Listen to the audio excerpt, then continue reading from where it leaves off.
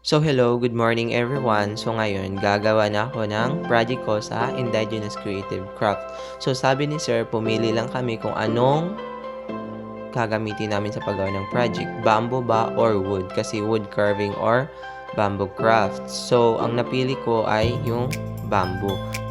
So ang kailangan lang po nating kagamitan dito ay yung itak at saka yung lagari. So ang itak, yung panglilinis natin sa kawayan, and ang lagari ay yung pampuputol natin sa kawayan. So bakit nga ba kailangan natin linisin yung kawayan? So yung mga nasa gilid ng kawayan ay pwedeng makasugat, kaya yun yung lilinisin natin, i-remove natin at saka para din malinis tingnan. So ganito lang po ang dapat natin gawin, i-remove lang po natin yung mga nasa gilid ng kawayan para malinis din tingnan at para hindi tayo masugatan pag itatali na natin ito.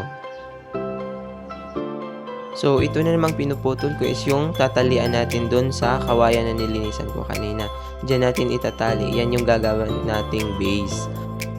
So bago ko nga po pala makalimutan, yung gagawin ko pala pong project is yung flower wall holder. So yan yung nilalagyan ng flower na sinasabit sa wall.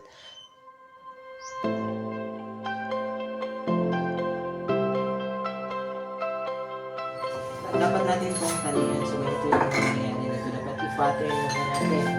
Yan, dapat hindi hanggang sa laki. Small.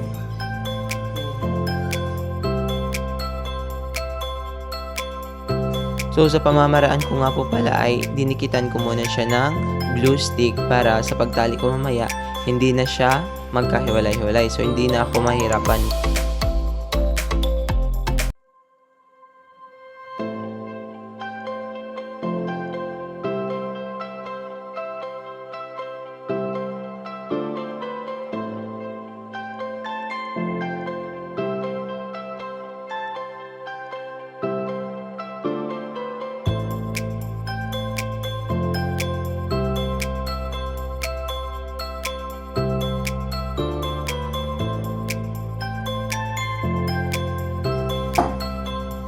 So this is the finished product.